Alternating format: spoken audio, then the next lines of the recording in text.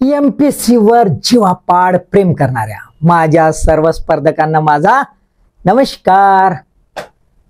MPSC राज्यसेवा combined पूर्व परीक्षेचा सर्वात महत्वाचा विषय चालू घडामोडी आणि आमचा गण्या भाऊ लय चालू राहते गा यात। अबे लमच्या कायच चालू राहते बे, ते चालू घडामोडी होय, चालू वाला घडामोडी नव्हे। तू चालू आहेस लेका, अबे चालू घडामोडी लक्षात राहतील तर पास होशील आणि चालू घडामोडी तुला समजतील तर चांगला ऑफिसर होशील। लक्षात आलं का? ऑफिसर का फुकटात व्हायचा आहे तुले लमच्या? तू ना लमच्या काय खरं नाही। स्पर्धक मित्र मैत्रिणींनो लक्षात घ्या, चालू घडामोडी राज्यसेवा पूर्व परीक्षेच्या सामान्य अध्ययन पेपर 1 मधील सर्वात पहिलाच टॉपिक आहे। का दिला असेल बरं हा पहिलाच का, शेवटी का नाही? तर लक्षात घ्या की चालू घडामोडी हाच पेपराचा पाया आहे। चालू घडामोडी नाही तर पेपर नाही। असं का? तर एखादा अधिकारी अद्ययावत नसेल, अपडेट नसेल, आजूबाजूला काय चालू आहे याचं त्याला ज्ञान नसेल, आकलन नसेल, त्याची डेप्थ त्याला नसेल, त्याचं ऑब्झर्वेशन बरोबर नसेल, तर तो परिणामकारक अधिकारी ज्याला आपण तो इफेक्टिव्ह लीडरशिप ती त्याच्यात राहू शकत नाही। कारण की प्रशासन आपल्याला आत्ताच्या परिस्थितीत चालवायचं आहे आणि भविष्याचा वेध घेऊन चालवायचा आहे। त्यामुळे जर आपण चालू घडामोडीशी सुसंगत नसू, आपलं ट्युनिंग नसेल, आपल्याला त्याचं आकलन नसेल, तर आपण छान अधिकारी कसे होऊ शकतो? बरोबर आहे, राईट? पण ह्या ज्या घडामोडी होतात ह्या घडामोडीला लागतो बेस। कारण की चालू घडामोडीमध्ये काय विचारतील काय खरं आहे का? कोणत्या क्षेत्रातलं कव्हर करतील काय खरं आहे का? काहीच खरं नाही। त्याच्यामुळे जर आपण पूर्ण विषय घटक बघितले पेपरातले जीएसच्या इतिहासापासून तर सामान्य विज्ञानापर्यंत, तर आपल्याला दिसतो यातलं कुठल्याही विषयावर करंट इव्हेंट आलेला असतो ना, बरोबर आहे? आणि त्याच्यामुळे जर चालू घडामोडी समजायचं तर हा बेस पण असणं आवश्यक आहे आणि हा बेस करायचा असेल तर चालू घडामोडी समजल्या पाहिजे। आता जर आपण पूर्ण आकलन केलं पूर्ण पेपराचं तर सर्व बेसच जो आहे तो चालू घडामोडीवर दिसून येतो आणि त्याच्यामुळे याच्यावर अधिकाधिक भर देणं आवश्यक आहे। म्हणून आज आपण समजून घेऊया चालू घडामोडी म्हणजेच काय। कॉन्सेप्ट क्लिअर झाला पाहिजे। याचं इन जनरल वर्गीकरण करता येईल का, कितपत करता येईल, कोणकोणता एरिया विचारला जाऊ शकतो, किती कॉन्ट्रीब्युशन आहे, याचं वेटेज किती आहे, जेणेकरून याच्यावर आम्ही इतका भर देतोय तर फायदा होईल का, आणि सोबतच प्रश्न येतातच कसे, त्यांना हँडल कसं करायचं, म्हणजे वाचायचं कसं आणि काय काय वाचायचं, या सर्व बाबींवर आपण बिलकुल डिटेलमध्ये चर्चा करूया। चलायचं मग ना भाऊले, नेहमीच आपल्याला घेऊन जावं लागतंय। तू बी चल बे, चला। चालू घडामोडी रे गण्या का हो बा, तर लमच्या झिपरी सोबत सेल्फी आणि मला विचारतात चालू घडामोडी कशाला म्हणतात का, आणि तुझ्या सगळ्या चालू घडामोडी आहेत लमच्या। रोजच्या सेल्फी, रोजच्या इंस्टाग्रामवर पोस्ट, रोजच्या व्हॉट्सअपवर, फेसबुकवर, काय तर सोड बे। अबे रोज एका अँगलने सेल्फी काढतात तिच्यासोबत पोस्ट करतास, हा तुझ्या रोजच्या चालू घडामोडी। चालू कुठल्या? हा आता काय तुझ्या ह्या घडामोडी का चालू घडामोडी परीक्षेत येणार आहे का? नाही ना सेमड्या। अबे तू मरशील ना सेल्फी काढता काढता तरी पेपरात नाही येईन बे तुझे नाव, लक्षात ठेव लमचा। का? कारण तू एवढा महत्वाचा आहेस का? अबे झिपरी मी महत्वाचं नाही, तू मेलास ना तर झिपरी दुसऱ्यासोबत भर्रा। हा तुला काय वाटतं बे, ते पानं कशी हसत आहे, ते तुझी सेल्फी नाही स्वतःची काढत आहे बापू। जाऊ दे आता याच्या नादात नाही राहू, आपण बघून घेऊया चालू घडामोडी म्हणजेच काय। तर बघा पहिल्यांदा आपण विषय घटक बघून घ्या काय दिलेला आहे। तर राज्य, राष्ट्रीय व आंतरराष्ट्रीय महत्वाच्या चालू घडामोडी, बघा शब्द म्हटलेला आहे राज्य, राष्ट्रीय व आंतरराष्ट्रीय महत्वाच्या चालू घडामोडी। करंट इव्हेंट कशाच्या आहेत? इम्पॉर्टंट, पण कोणत्या कॉन्टेक्स्ट मध्ये? राज्याच्या, राष्ट्राच्या आणि आंतरराष्ट्रीय स्तराच्या, याच्या नाही। आलं का नाही लक्षात? मग आता कशा महत्वाच्या समजायच्या? तर ज्या घटनांमुळे राज्यामध्ये लोचा होतो, राष्ट्रामध्ये लोचा होतो, आंतरराष्ट्रीय स्तरावर लोचा, अशी हलचल मचून जाते, है ना? अशी हलचल मचून जाते, चांगली आहे किंवा वाईट. म्हणजे अशी खुशीनं हलचल मचेल किंवा असं दुःखानं घाबरून हलचल मचेल, असं कुठलंही होईल, असं महत्वाचं. म्हणजेच काय? परिणाम टाकणारी, इफेक्ट, इम्पॅक्ट, परिणाम टाकणारी, इम्पॅक्ट. दोन प्रकारचा. कोणता? एक पॉझिटिव्ह आणि दुसरा निगेटिव्ह. असा कोणताही परिणाम टाकणारी एखादी घटना असेल जी जनमानसांवर परिणाम टाकू शकत असेल, तशी कोणत्याही घटना हा राहू शकतो, पॉझिटिव्ह किंवा निगेटिव्ह. पॉझिटिव्ह म्हणजे उदाहरणार्थ असं लक्षात घ्या की एखादी योजना बनवली आहे सरकारने आणि त्या योजनेचा लाभ जनमानसाला जबरदस्त होणार आहे, बरोबर आहे. किंवा असं पकडू घ्या की भारत इंडो US याच्यामध्ये पॅक्ट झाला एखादा छानसा, है ना, ट्रेडवर करार झाला आणि त्यामुळे भारताचा आर्थिक विकास वेगळ्या पद्धतीने होणार आहे, इंडस्ट्रियल ग्रोथ होणार आहे, पॉझिटिव्ह आहे. निगेटिव्ह म्हणजे एखादा टेररिस्ट अटॅक झाला, याला आपण म्हणूया निगेटिव्ह. त्याच्यामुळे जनमानसावर वेगळा प्रभाव पडणार आहे, डिफेन्स ऍक्टिव्हिटीज वेगळ्या प्रकारे होतील, भीतीचं वातावरण निर्माण होईल, बरोबर आहे, राईट. तर अशा प्रकारच्या पॉझिटिव्ह किंवा निगेटिव्ह राहू शकतात. ह्या सर्व ज्या रोज येतात न्यूज, त्या न्यूज मध्ये ह्या अँगलने आपल्याला पाहायचं आहे परीक्षेच्या दृष्टिकोनातून. तर मग मी म्हटलं न्यूज, तर न्यूज म्हटल्यावर आपण न्यूज मध्ये का पाहतो? आजच्या ताज्या बातम्या बघतो ना, आजच्या ताज्या बघतो ना, आजच्या ताज्या बातम्या बघतो ना आपण. आणि कशा? फटाफट 25, 50 आणि हे चालू राहते, भर्रा भर्रा. भाऊने त्यालेच डोंबड्या म्हणलं, त्या भाऊनं याले सेमड्या म्हणलं, दोघे कोटात. अबे तर त्या नेत्यानं म्हणलं, ह्या नेत्यानं आपल्याला काय करायचं आहे? ताईंचा वाढदिवस 50वा मोठ्या धडाक्यात साजरा केला, फटाक्यांची माळ. अबे हे का करायचं आहे? त्याचा कुत्रा बा शेजाऱ्याला चावला आणि तो पोलीस स्टेशन. अरे हे का हो? हे हो का? ह्या फटाफट चालू राहतात.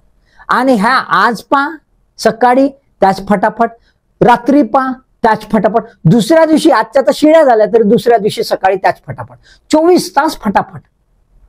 म्हणून न्यूज चॅनल म्हणजे अर्ध पागल करणार आहे ना. तर त्या करंट इव्हेंट आहेत का परीक्षेच्या दृष्टिकोनातून? नाही. लक्षात आलं का? कॉन्सेप्ट क्लिअर झाला का?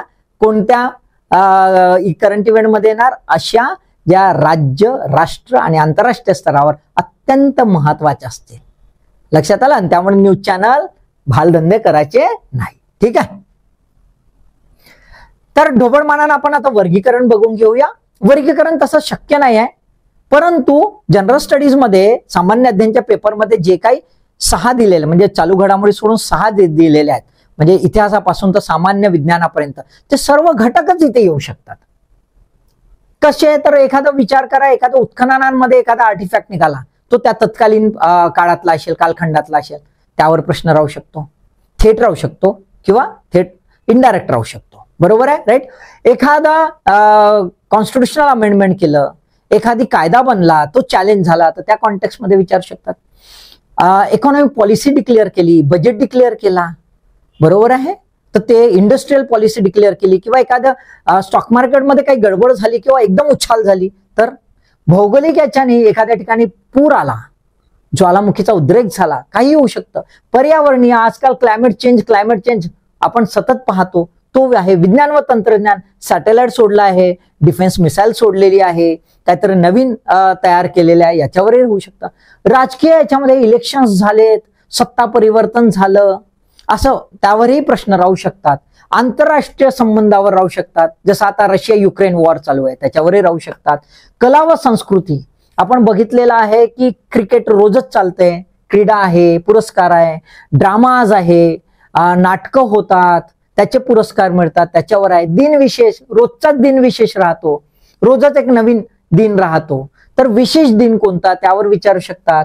महत्वाची व्यक्ती जी आहे, एखाद्याला पुरस्कार मिळाला किंवा खूप मोठी व्यक्ती आहे त्यांचा देहांत झाला आहे, किंवा एखाद्या व्यक्तीला काहीतरी नवीन त्यांनी क्रिएशन केलेलं आहे असं काही राहू शकतं. आणि संकीर्ण म्हणजे वर्गीकरण करताच येत नाही खरं पाहिलं तर.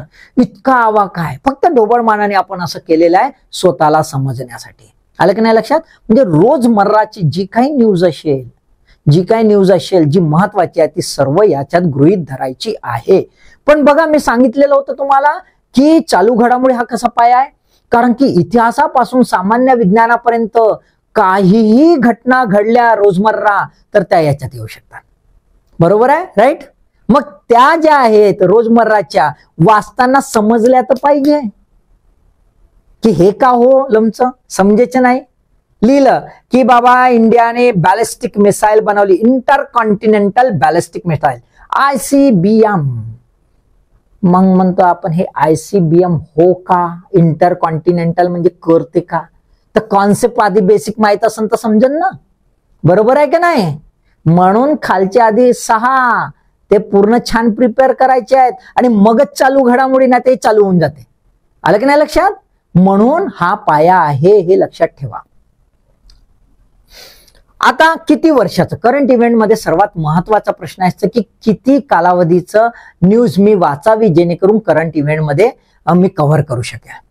तर आयोगाने कुठेही असं लिखित स्वरूपात सांगितलेलं नाही आहे की 1 वर्षाचा, असं म्हटलेलं कुठेही नाही म्हटलंय. हे आपण लॉजिक बेस घेतलाय की एक सद्विवेक बुद्धी असलेला सुजाण नागरिक जो आहे त्याचं लॉंग पर्स्पेक्टिव्ह म्हणजे एक टाइम स्केलच्या याच्यामध्ये पर्स्पेक्टिव्ह मध्ये जर बघायला गेलं ते 1 वर्षापर्यंत त्याच्या आवाक्यात राहू शकते एखादी न्यूज. आणि म्हणून आपण सर्वसाधारणतः रिसेंट पास्ट असा शब्द वापरतो ना लगतच्या मागील काळामध्ये, म्हणून 1 वर्ष असं आपण गृहीत धरतो. अंदाजे आहे, अंदाजे कसा आहे, अंदाजे आहे, लक्षात घ्या. मग हा 1 वर्ष कसा पकडायचा, ते 1 वर्ष परीक्षेचा दिनांकित महिना जो असेल त्याचा पूर्वीचा महिना जो आहे तो सोडायचा.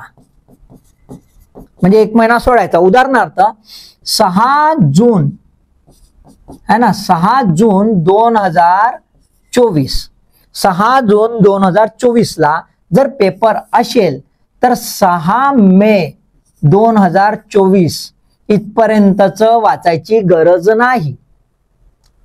का, कारण की पेपर सेट करायला किमान कालावधी लागतो प्रश्न काढायला. बरोबर आहे, राईट. आलं लक्षात. आणि त्याला प्रिंट करायला कालावधी लागतो, त्यामुळे 1 महिना सोडून द्यायचा. 1 महिना सोडून मागच्या वर्षी म्हणजे मे 2023 इथपर्यंतचा जो कालावधी असेल 1 वर्षाचा तो सहसा गृहीत धरायचा. पण एक्झॅक्ट 1 वर्ष असं धरायची गरज नाही. थोडं 2-4 महिन्या आधीच वाचलं तर काही बिघडत नाही. आलं की नाही लक्षात. ठीक आहे. आता एखाद्या वेळेस उदाहरणार्थ एखाद्या वेळेस परीक्षा पोस्टपोन झाली, पुढे ढकलल्या गेली, तर काय करायचं हा पण प्रश्न राहू शकतो. तर लक्षात घ्या, परीक्षेचं नोटिफिकेशन आलं आणि बिलकुल 15-20 दिवसात परीक्षा पुढे ढकलली, तर जेवढे ढकललेली आहे ज्या महिन्यापर्यंत त्याच्या 1 महिना सोडून आधीच विचारू शकतात. का, तर नोटिफिकेशन आल्यानंतरही पेपर सेट व्हायचा असतो. लक्षात आलं का. कारण पेपर सेट हा 1 महिन्यापूर्वी इन जनरल होतो. मॅक्झिमम टाइम तो आहे, मॅक्झिमम टाइम स्पॅन त्याचा आहे. बरोबर आहे, राईट. पण जर सपोज टू बी नोटिफिकेशन आलं आणि परीक्षेला 15 दिवस उरले आणि काही अपरिहार्य कारणास्तव परीक्षा पोस्टपोन करावी लागली, तर से एक्झाम्पल 2 महिन्यांनी होत असेल तर पुन्हा करत बसायचं नाही 2 महिने, कारण पुन्हा पेपर प्रिंट करत बसणार आहेत का ते नाही. आलं की नाही लक्षात. त्यामुळे त्या भानगडीत पडायचं नाही. क्लिअर, हा कॉन्सेप्ट क्लिअर झाला. आता महत्वाचं आहे वेटेज. हे गण्याला माहित आहे. वेटेज तो म्हणते 15 ते 20% म्हणजे 15 ते 20 प्रश्न येतात म्हणते 100 पैकी. ओके बापू, 15 ते 20 प्रश्न येतात. आपण 15 प्रश्न पाहिलेले आहेत. आपण जी प्रिलिमची स्ट्रॅटेजी बघितलेला आहे, व्हिडिओ बघितलाय का, बघितला नसेल तर बघा. त्याच्यामध्ये आपण वेटेज काढलेले 15 प्रश्न सहसा आलेले दिसतात, कधी कधी 17 आलेले आहेत. तर आपण 15चाच आकडा पकडूया, 15%. गण्याचा 20% कट करूया. 15% हे कॉन्ट्रीब्युशन आहे त्याचं. म्हणजेच काय, 15 प्रश्न येतात म्हणजे 30 गुण आहेत. बरोबर आहे. आता पास व्हायला इन जनरल सध्याचा ट्रेंडचा कट ऑफ जर बघितला ओपनचा, म्हणजे आपण हायएस्ट बघूया, तर 110 गुण हा दिसतोय. 110 गुण हा दिसतोय. पण हाच निश्चित राहील असं नाही, है ना. याचा कमी जास्त होईल, पण आज सध्या तरी टार्गेट पकडूया 110 गुण किमान. तर 110 गुण हवे आहेत म्हणजे 55 प्रश्न आपल्या बरोबर असणं आवश्यक आहे. नेट बरोबर आहे, एक्झॅक्टली असणं आवश्यक आहे. तर याच्यातले हा 110 गुणांमधले 30 गुण म्हणजे जवळपास आपल्याला काय दिसतं, 25% कॉन्ट्रीब्युशन आहे. किती आहे, 25% कॉन्ट्रीब्युशन आहे. आणि ह्या 15तले आपण जर छान अभ्यास केला, एकदम मस्त ढासू अभ्यास केला, रोजच करंट इव्हेंट वाचतो, रोज नोट्स काढतो, मॅगझिन रिडिंग करतो, थरोली केलेला आहे, तर समजून जा ह्या 15 पैकी 10 तर प्रश्न आपल्याला जमणार आणि अधिकतम 12 प्रश्न जमणार. म्हणजेच किती, तर 20 ते 24 गुण आपल्याला मिळणार. म्हणजे किमान 20% याचं कॉन्ट्रीब्युशन आहे. खूप महत्वाचं, 20% कॉन्ट्रीब्युशन आहे. बरोबर आहे, राईट. आता अजून एक लक्षात घ्या, तुम्ही एकदम मायक्रो लेवलवर जर चालू घडामोडीचा अभ्यास करत असाल, मी केलेला आहे, आणि त्याच्या आधारावर तुम्ही बेसिक आस्पेक्ट जर बघत असाल इतर विषयक घटकाचे, म्हणजे हा इथे करंट इव्हेंट आहे, याचे काय डायनामिक्स राहू शकतात आणि कसा बाकीचा प्रश्न राहू शकतो, असं लॉजिक बनवून जर तुम्ही प्रॉपर अभ्यास कराल, म्हणजे करंटचा बेस आणि बेसिक कॉन्सेप्ट जर कराल ना, तर तुम्हाला असं दिसेल इनडायरेक्ट पुन्हा 15 ते 20 ऍडिशनल प्रश्न आलेले दिसतात. खरं सांगतोय बरं, 15 ते 20 प्रश्न इनडायरेक्ट असतात. ते लक्षात आलं का, त्याच्या आधारावरच असतात, आपल्याला कळतच नाही. आपल्याला बघतोय आपण आयोगाचा पेपर जर बघितला तर सलग आपल्याला दिलेले आहेत करंट इव्हेंटचे, सलग दिलेले आहेत आपल्याला सायन्सचे, सलग दिलेले आहेत जिओग्राफीचे. आपल्याला वाटतं हा जिओग्राफीचा आहे, हा सायन्सचा आहे, हा इतिहासाचा आहे, बघतो ना आपण, बरोबर आहे. आणि मग करंट इव्हेंटचा कुठेतरी असं सलग असतो. तर असं नाही. तुम्ही इकॉनॉमीचे प्रश्न बघा, पॉलिटीचे बघा, जिओग्राफीचे बघा, तुम्हाला असं दिसेल करंटच्या आधारावर रिफ्लेक्ट झालेले आहेत इनडायरेक्टली. त्याचा फक्त मायक्रो लेवलवर असा मस्त अभ्यास करावा लागतो, डिटेल, है ना. एकाच्या भरोश्यावर राहता येत नाही, खूप डिटेल करावा लागतो. मी त्यातून गेलेला आहे आणि त्यामुळे जनरल स्टडीजचा माझ्या वेळेला मला जनरल स्टडीजचा कधीही टेन्शन आला नव्हता, कधीच नाही. बरगोज घ्यायचं, प्रिलिम पास झालीच पाहिजे, कितीही पोस्ट राहो. मी सांगितलं ना एक वेळा 72 पोस्ट होत्या 2002ला, 72 पोस्ट, तरी इंटरव्ह्यू, काय टेन्शन, प्रिलिम पास झालाच पाहिजे, याच्या भरोशा. आलं का नाही लक्षात, एकदम मायक्रो स्टडी असली पाहिजे आपली. तर आपल्याला काय दिसतं, पुन्हा 15 ते 20 जर असं जर झालं तर तुम्ही बघा कॉन्ट्रीब्युशन हे 20%. आणि यातून जर तुमचे जर जमलं, बरोबर तुमचं प्लॅनिंग असेल आणि जमलंय, तर इथले तुमचे पुन्हा 15 प्रश्न म्हणजे 30 गुण, 30 आणि 20 म्हणजे 50 गुण, म्हणजे किती टक्के हो. या चालू घडामोडीच्या आधारावर पूर्ण गणित बदलतंय आणि तुम्ही एक 40 ते 50% जवळपास येता. पासिंगच्या 40 ते 50% कॉन्ट्रीब्युशन डायरेक्ट आणि इनडायरेक्ट हे चालू घडामोडीचं आहे. फक्त त्याची स्ट्रॅटेजी बरोबर जमली पाहिजे, ज्याचं त्याचं. ओके, हा पण असतील आमच्या 6वं, भाऊ पण मी वाचू काय गा, हा मोठा प्रश्न आहे. तू काय वाचतस रे भाऊ? अच्छा, हा काय वाचते हा सांगते. अच्छा, तर तू काय वाचतस? ओके, मॅगझिन वाचतो म्हणते. हा, मॅगझिन ऑनलाईन डाउनलोड करते, पीडीएफ. हा, फुकटात भेटली का टेन्शन नाही, काय हरकत नाही, वाच बापू, काही हरकत नाही, वाचायला पाहिजे. काही रेडीमेड नोट्स असतील तर तेही वाच. आपण बघतोय स्पर्धक मित्रमैत्रिणींनी की आपण कुठल्या तरी कोचिंग क्लास चांगले आहेत, एकदम छान कोचिंग क्लास आहे, जे मेहनत घेतात, जबरदस्त मेहनत घेतात. त्यांची मॅगझिन असते किंवा काही कमर्शियल मॅगझिन पण आपण पाहतोय.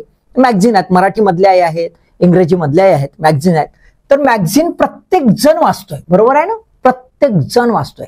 काही जण 1 वाजतात, काही जण 2 वाजतात, काही जण 10 वाजतात की काही माहित नाही, है ना. जे 1 वाजतात ठीक आहे, पण ते 10 वाजता ते मूर्खपणाचं लक्षण आहे, त्या भानगडीत पडू नये. तर आपण मॅगझिन 1 वाचावी, महिन्याची, मंथली जरूर वाचावी. मी नकार देत नाही, वाचायलाच पाहिजे, पण एक स्टिकअप राहा एकावरच. उगाच यानं सांगितलं इथलं त्यानं तिथलं सांगितलं, डोक्याला ताप देऊ नका. स्टिकअप राहा, एक मॅगझिन वाचायची. ठीक आहे. ही मॅगझिन जी आहे कशी वाचायची, जशी मंथली आली की मंथली आल्यावर तिला पूर्ण वाचून टाकायचं 10 दिवसात. 10 दिवसात साफ झाली पाहिजे.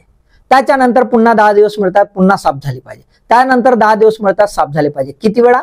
3 वेळा. किती वेळा? 3 टाइम्स. 3 वेळा महिन्यातून संपवून घ्यायची. 3 वेळा महिन्यातून संपवून घ्यायची. ही जी मॅगझिन येते याच्या पूर्वी आपली मेहनत असते. मॅगझिन येण्याच्या पूर्वी आपली मेहनत असते, ते लक्षात ठेवायचं. ती कुठली? तर दुसरं सांगतो, वर्तमानपत्र. तुमची स्पीड जर छान असेल तर किमान 2 न्यूजपेपर तुम्ही चाटून टाकू शकता. आणि नॉर्मल असेल तर एक तर वाचायचंच आहे, नसेल तरी एक वाचायचंच आहे. लक्षात घ्या, है ना. तर आपल्याला 2 दिसतात, एक मराठी आणि दुसरा आहे इंग्रजी. खैर 2 तर वाचायचे असतात, इंग्रजी आणि मराठी. तुम्हाला सांगितलेलं आहे सीसॅटच्या याच्यामध्ये, सीसॅटचा व्हिडिओ पाहिला त्यामध्ये सांगितलं आहे पॅसेजच्या साठी तुम्हाला दोन्ही वाचायचे आहेत. छोटे एडिटोरियल है ना, त्याची स्ट्रॅटेजी असते. पाहिलाय का? ओके, पाहिलाय तर छानच आहे, नाही पाहिला असेल तर पाहून घ्या. तर मराठी जो आहे त्याचा मराठीचे 2 न्यूजपेपर आहेत. आपला एक मटा भाऊ आहे आणि दुसरा आपला लोकसत्ता भाऊ आहे. बरोबर आहे. आणि इंग्रजीमध्ये मी 2 सजेस्ट करतो, इंडियन एक्सप्रेस हा वाचा किंवा दी हिंदू हा वाचा. यापैकी कुठलाही एक वाचा, म्हणजे वाचाच. रोज वाचा आणि रोज याचे मायक्रो नोट्स काढा. आता यातले मायक्रो नोट्स कुठले काढायचे आहेत लक्षात घ्या. महत्वाच्या बाबीचे काढायचे आहेत, पण जिथे व्यक्तिविशेष आहे, पुरस्कार आहे, क्रीडा आहे, लक्षात आलं, ह्या भानगडीत पडायचं नाही. तुम्हाला काहून? त्यावर तर प्रश्न विचारतात. मान्य आहे. ते सर्व तुमच्या मॅगझिनला दिलं आहे, सॉर्ट आउट करून त्या पब्लिकेशनने किंवा त्या टीमने मेहनत घेतली आहे तेवढी. त्यामुळे त्या भानगडीत पडायचं नाही. मग कुठल्या पडायचं? तर बाकीच्या महत्वाच्या. उदाहरणार्थ भारत आणि अमेरिका याच्यामध्ये एखादा करार झाला असेल तर मॅगझिन काय करते, त्याला कॉम्पॅक्ट करते आणि काही गोष्टी कट करते. त्यामुळे टीमच्या हातून ते सुटू शकतात.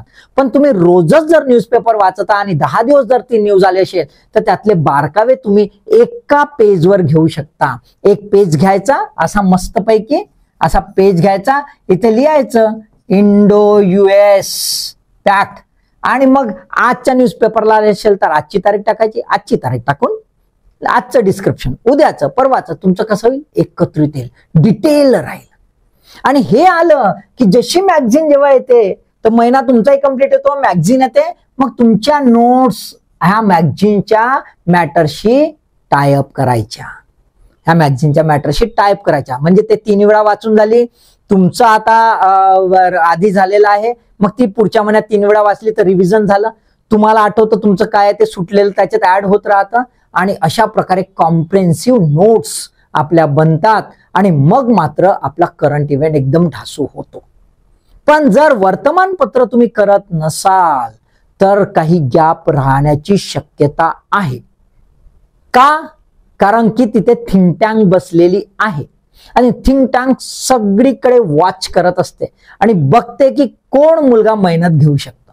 मेहनतीला सलाम करते ते, लक्षात घ्या, है ना. जो रेडीमेड मागतो त्याला सलाम करत नाही. त्याच्यामुळे जे कॉमन मॅटर्स असतात त्याच्या मधली गॅप जी आहे तीच तुम्हाला विचारल्या जाते, तर ती काळजी घ्यायची. वर्तमानपत्रामधून ती गॅप तुम्ही भरून काढू शकता.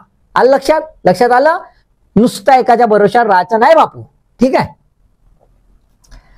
आता प्रश्न कसे येतात का, हे खूप महत्वाचं आहे. तर आपण जर चालू घडामोडी बघायला गेलो, है ना, चालू घडामोडी करंट इव्हेंट मध्ये तुम्हाला 2 प्रकारे प्रश्न विचारू शकतात. 2 प्रकारे प्रश्न विचारू शकतात. एक थेट म्हणजे डायरेक्ट, थेट प्रत्यक्ष, आणि एक इनडायरेक्ट अप्रत्यक्ष, असे 2 प्रकारे प्रश्न विचारू शकतात. डायरेक्ट मध्ये तुम्हाला असं दिसेल की 1 लाईन क्वेश्चन राहतो. वन लाईन राहतो आणि इथे मल्टिपल लाईन राहतो, बरोबर आहे.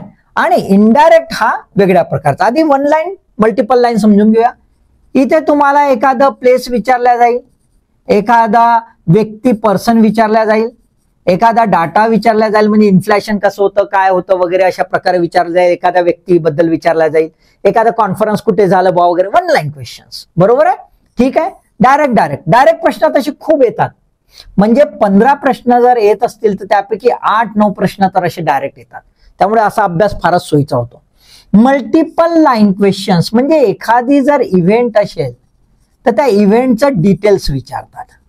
उदाहरणार्थ जसं पुन्हा मी म्हणतोय की भारत आणि अमेरिका यांच्यामध्ये व्यापार करार जर झाला असेल तर त्यात कोणकोणत्या बाबी झाल्यात, किंवा एखादा कॉन्फरन्स झाला असेल त्या कॉन्फरन्समध्ये कोणते रिझॉल्युशन पारित करण्यात आले, ठीक आहे, किंवा त्या कॉन्फरन्समध्ये कोणत्या बाबीवर जास्त भर देण्यात आला है ना, त्याचा गोल पोस्ट जर असेल तर गोल पोस्ट काय वगैरे अशा प्रकारे प्रश्न विचारल्या जातात. मल्टिपल लाईन वाले राहतात. ठीक आहे. इनडायरेक्ट, आता बघा चालू घडामोडीमध्ये इनडायरेक्ट मध्ये पहिलं जे आहे ते रिलेटेड क्वेश्चन्स राहतात, रिलेटेड राहतात, त्याच्याशी निगडीत असतात, डायरेक्ट नसतात, त्याच्याशी निगडीत असतात.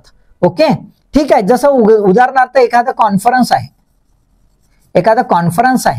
हे कॉन्फरन्स एका थीमवर असेल तर त्या थीमशी रिलेटेड इतर जर कॉन्फरन्स किंवा एखादी बाब असेल घडली त्याच्यावर प्रश्न राहू शकतो, थेट याच्यावर प्रश्न राहणार नाही. आपल्याला न्यूजमध्ये ती दिसते आणि त्याच्यामध्ये हलकं फुलकं कुठलं तरी लिंक असते जी महत्वाची असते, आपण ती मिस करतो, त्याच्यावर हा प्रश्न विचारला जातो.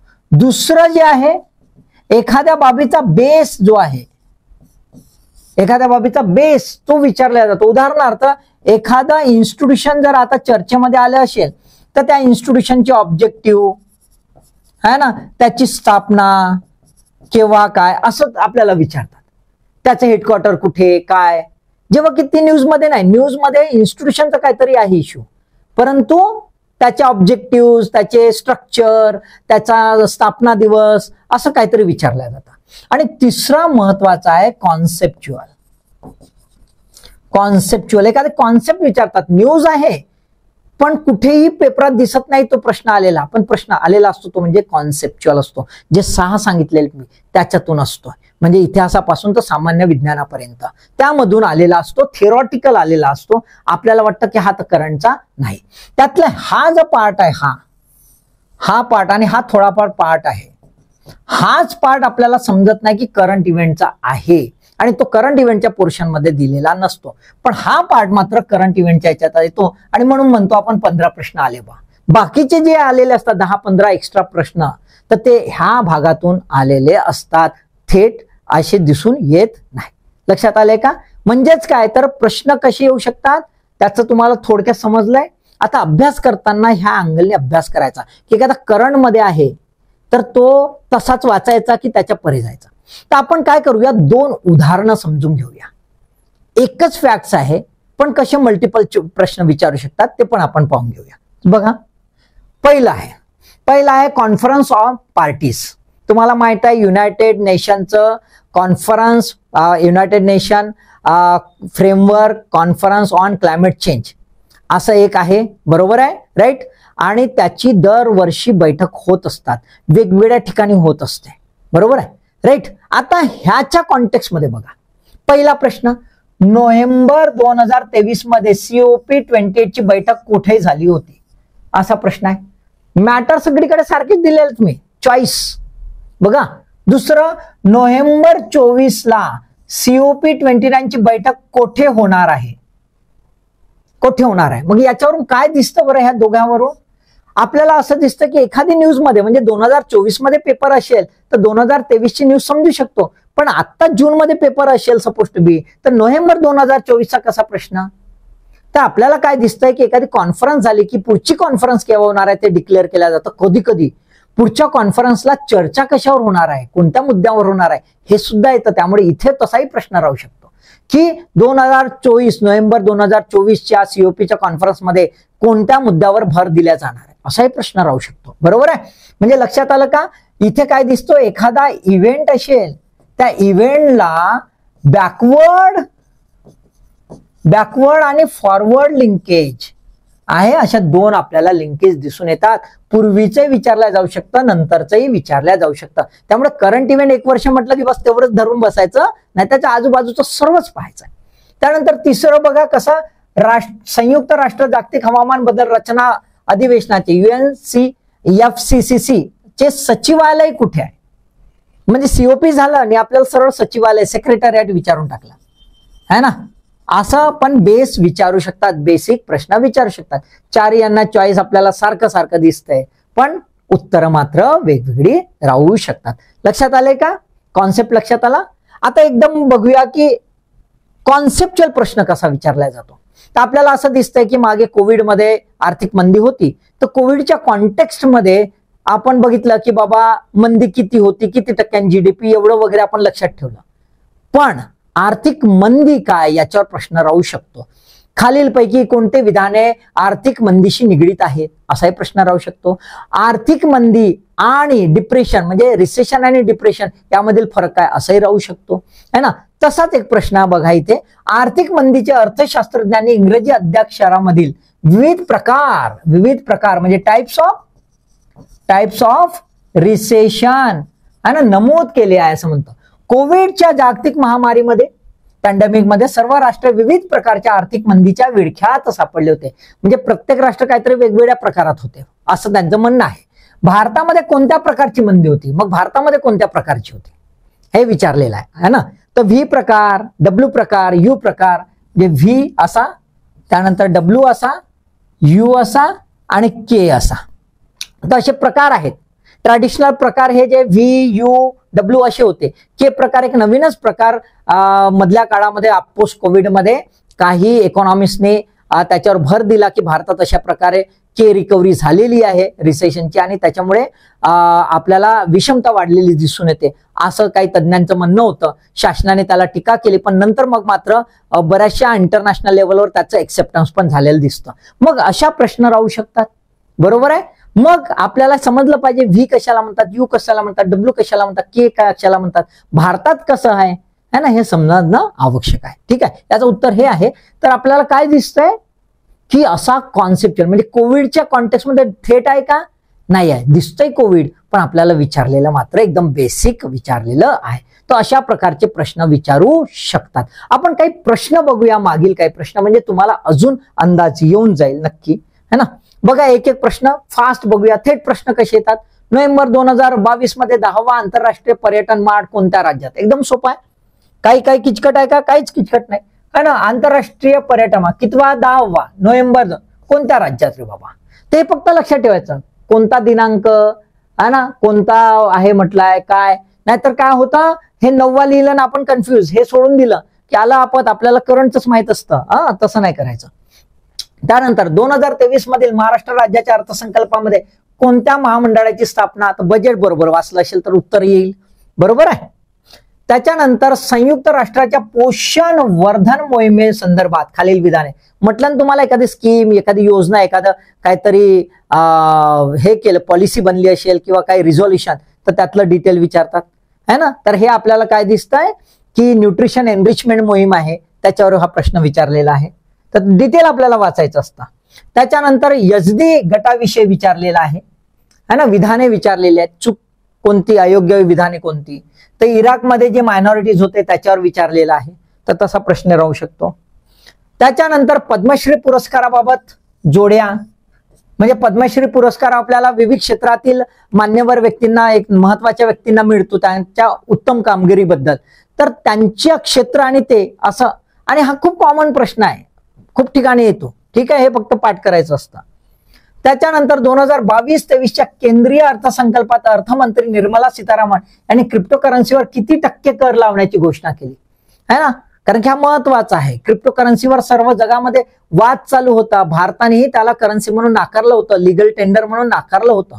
त्याच्यामुळे हे आलेलं आहे आणि त्यामुळे त्यांनी टॅक्स लावलेला आहे. आणि टॅक्स का लावलाय, कारण बाबा ही करन्सी नाही आम्ही मान्य करत, याला आम्ही इन्व्हेस्टमेंट पर्पजने समजतो, ऍसेट समजतो असं म्हणून टाकलं. म्हणजे त्यामुळे त्याची करन्सी कॉन्सेप्टच संपला है ना. तर त्यामुळे ते कसं विचारलंय ते लक्षात घ्या. क्रिप्टोकरन्सीवर कर का लादला असाही प्रश्न राहू शकतो.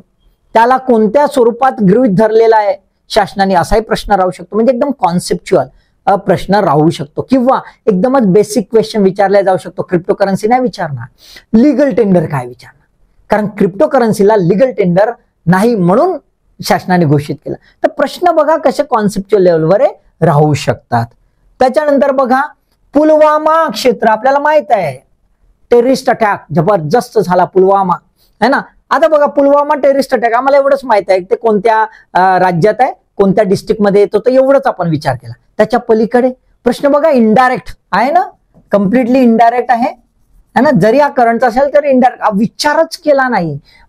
या भागाला काश्मीरचे तांदळाचे भांडार, बेशू झेलम नदी पुलवामा मधून वाहते. त्यानंतर पुलवामामध्ये प्रसिद्ध पर्यटन क्षेत्र आहे. म्हणजे जिओग्राफिकल कॉन्टेक्स्ट मध्ये है ना, इकॉनॉमिक कॉन्टेक्स्ट मध्ये अॅग्रो इकॉनॉमी, त्याच्यानंतर एकदम कल्चरल कॉन्टेक्स्ट, 2-3 मिक्स करून टाकले आहे ना, सगळे वर्गीकरण एकत्र असं करून टाकलं. करंटचा रिलेटेड आहे. त्याच्यानंतर आपल्याला दिसतंय खालील विधाने बघा एका व्यक्तीच्या बाबतीमध्ये दिलेलं आहे, व्यक्तिविशेष आहे. एखाद्या व्यक्तीच्या बाबतीमध्ये आपल्याला दिसून येते, एक ते व्यक्ती विचारेल, ठिकाण विचारेल, संस्थेचं डिटेल विचारू शकतात. तर जे करंट मध्ये आलं त्याचं डिटेलिंग करणं गरजेचं आहे. ओके, लक्षात ठेवा है ना. आपण शेवटचा बघूया.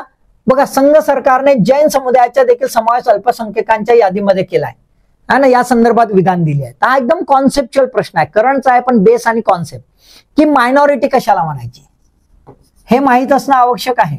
मायनॉरिटीचे कॉन्सेप्ट किती प्रकारच्या मायनॉरिटी असतात, राज्यस्तरावर किती असतात, नॅशनल लेवलवर किती असतात, हे सगळं माहीत असणं आवश्यक आहे. मग त्याची कॉन्स्टिट्यूशनल प्रोव्हिजन काय आहे माहीत असणं आवश्यक आहे. म्हणजे बेस पकडला, एकदम कॉन्सेप्टला टच केलाय, फंडामेंटलला टच केलाय. ज्याचा कॉन्स्टिट्यूशनचा अभ्यास असेल त्याला हे उत्तर सोपे पडतील. लक्षात आलं है ना. त्याच्यामुळे अल्टिमेटली लक्षात घ्या, त्याच्यामुळे अल्टिमेटली तुम्ही डोक्यात फिट ठेवा, करंट इव्हेंट याचा अभ्यास करताना करंट आणि त्याचा बेस म्हणजेच काय, बेसिक फॅक्ट्स आणि बेसिक कॉन्सेप्ट हे वाचायचे. म्हणजे वाचायचे करंटची न्यूज डिटेलमध्ये वाचायची, जी वाचल्यानंतर त्याचे बेसिक फॅक्ट्स पूर्वीपासूनचे ते काढायचे. आणि करंटच्या याच्यात एखादा असेल भाग असेल, एखादी बाब असेल तर त्याचा कॉन्सेप्च्युअल काय अँगल आहे तो क्लिअर करून घ्यायचा. असं केलं डॅम शुअर सांगतो की तुम्हाला 50 प्रश्न सहजरितेने डायरेक्ट इनडायरेक्ट जमतील, लॉजिक डेव्हलप होते. आणि म्हणून चालू घडामोडी हा अत्यंत महत्वाचा भाग आहे. जरी केवळ तुम्हाला दिसत असेल 15च प्रश्न येतात. लक्षात आलं का? क्लिअर, मॅटर क्लिअर झाला, आयडियाज क्लिअर झाले, काय करायचं, कसं वाचायचं, कसं लक्ष द्यायचं, कुठून वाचायचं, पूर्णच कॉन्सेप्ट क्लिअर झाला. मला वाटतं की काही सुटलेलं नाही आहे. तरी सुद्धा तुम्हाला वाटत असेल की अजून काही मेंटरिंग हवी असेल तर कॉमेंट बॉक्समध्ये थोडंसं लिहा, सोडून देऊ नका. कारण की तुमचा चुकीचा हलकासाही प्रश्न असेल, कॉल्ड ॲज अ ट्रिव्हियल क्वेश्चन, तर तो धोका देऊ शकतो. एक मोठ्या नौकेला एक छोटंसं छिद्र डुबवू शकतं. त्यामुळे छोटीशी शंका असेल बिंदास विचारा आणि सोबतच बिंदास शेअर करा है ना, बिंदास लाईक करा आणि बिंदास्त मेहनत करा. मग ऑल द बेस्ट.